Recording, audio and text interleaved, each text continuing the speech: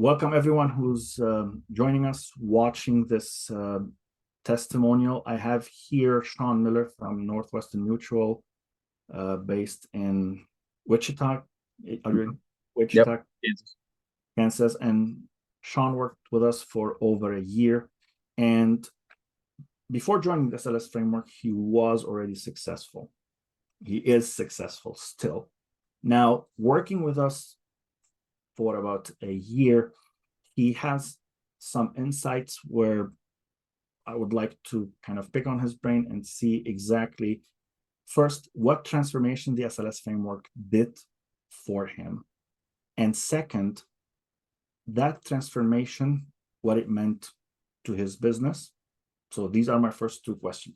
Can you please share your words of wisdom, Sean? Yeah. So I was at a stage in my career where I was always looking for new people to talk to, but I wanted a certain clientele. And instead of me cold calling people, I needed or wanted a system that got me in touch with people and warmed them up, for lack of better terminology. So the Lux system, SLS, gave us a framework that we could latch onto, and it did all the work for us. We didn't have to reach out to 1,000 people a week. It was doing the work for us, which was really cool. That's what got me into the system. And then what really happened, because of the narrative that we pushed out there, people were literally raising their hand and saying that they had interest in connecting. And as a result of it, we had multiple conversations. And as I like to say, we were treating the squirrel, trying to figure out whether this particular individual was somebody that we had interest in working with or wasn't a fit. And once we were able to figure that out pretty quickly on a very short, brief call, we were able to schedule a follow-up call and start delving into planning with them. And it became, as I like to think of, another spoke in my wheel for meeting new people, going in the right direction. It fed my system for new blood, new prospects for us to be working with. Excellent. Now, when you started and like after this year, how much of business roughly, do you have any idea how much of business you were able to close with the SLS framework? Yeah, so I didn't track numbers specifically, but I would say we probably brought in about 20,000 of premium. So at this particular juncture, I don't know that I've caught up to my expenses. I don't know that I'm there yet where I'm breaking even on it, but we do have several caseloads that are open that we're talking to, and I do firmly believe that we're going to be able to bring in a couple of really big cases here in the next 6 months because of the introductions that were fostered because of SLS. Bottom line is, it brought people to the table that I was able to start talking to and then figuring out whether they're going to be clients or potential clients or not, without putting a whole lot of extra work into it. But right now, financially, the investment hasn't quite paid off yet, but I think it's right around the corner. I don't know if I'm answering your question, but hopefully that helps. Yeah. So when you say, for example, because obviously you work also with high net worth individuals. So when those high net worth individuals, you started the conversation with them, how much of business those high net worth individuals kind of brought you in the pipeline, as we can say? They did, yes. I'd say I'd probably get 1 to 2 a month that high net worth individuals, and I would get 10 to 12 a month that were individuals that are having a need to refine either their group benefits or to maximize their 401k offerings through their employer. Got it. And when you say high net worth individuals, the whole potential of business from someone at this level is in which range we're talking? Yeah, so I'd say that their net worth is 15 million plus, 50 million or higher. Those guys would generate somewhere in the neighborhood, if all comes to fruition, probably $60,000 revenue. And like I said, I have 3 or 4 of them that are out there that we still are waiting for them to come to fruition. And hopefully, with the estate tax rules that are changing, we're going to get our crack at them very quickly. It's understandable when you have such a high net worth. It's not just like I'm pulling $20 from my right. It's a longer incubation conversation. Exactly. Now, when you look at, on the other hand, if someone is considering to join the SLS framework, what would you tell them in terms of, I wouldn't say to promote it, but the value that they can bring if they put the work? Because obviously you've put a lot of effort into it. You, Joe, your team. So someone who is considering, should I do it? Should I not do it? What would you say to someone who's on the fence?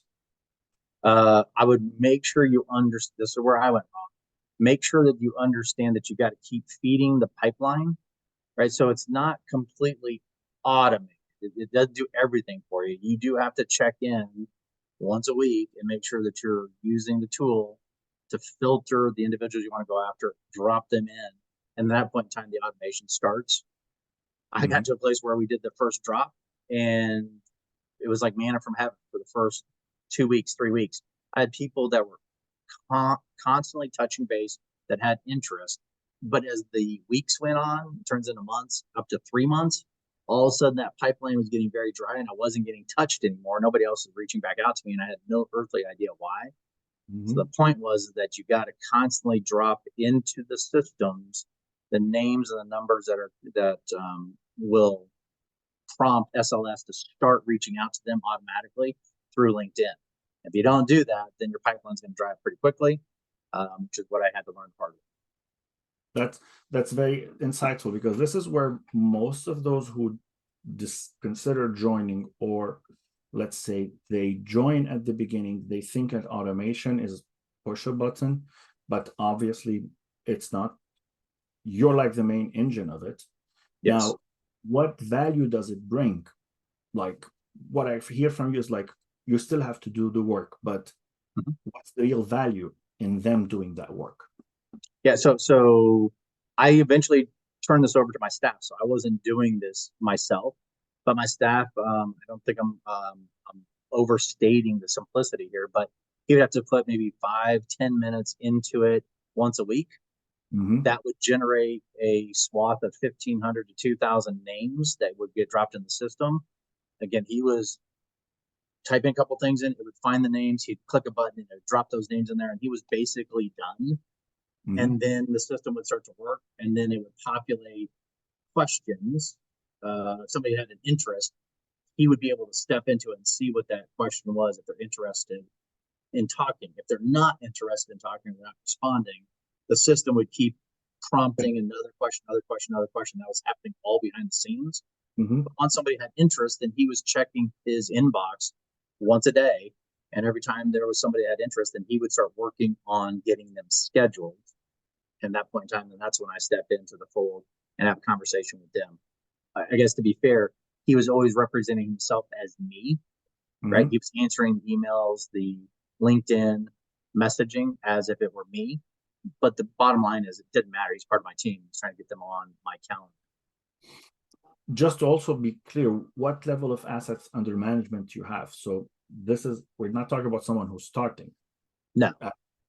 You're like, Joe's been with me for quite a while. It's part of my practice, and he's incentivized. The more that we do, the more he's compensated, for lack of better terminology. So he's incentivized. He's part of the team, and he wants us to grow. So he's got a reason to go check that and make sure he's filling my calendar with the people that SLS is generating as contact. Got it. And in your case, like, because someone, if he's joining, he thinks, oh, then I might have to hire someone. But no, you've been home as financial advisor for how many years? 30 years. 30 years. And you have an asset under management of, if I imagine, how many millions or hundreds of millions, I don't know. Yeah, right around $100 million, just to hear. You see, so this is something like we always want to make a clear distinction. Someone joining as fresh has all the time of the world. That's what they should do. But like someone also 100 millions of assets under management, 20 years plus doing it, it doesn't take that much time to run it the moment you fully understand it. Yeah, with all transparency and fairness, I didn't want to understand all the moving parts to it, so I had the team do it for me, so I could go out and start being offensive and let him be the defensive guy behind the scenes.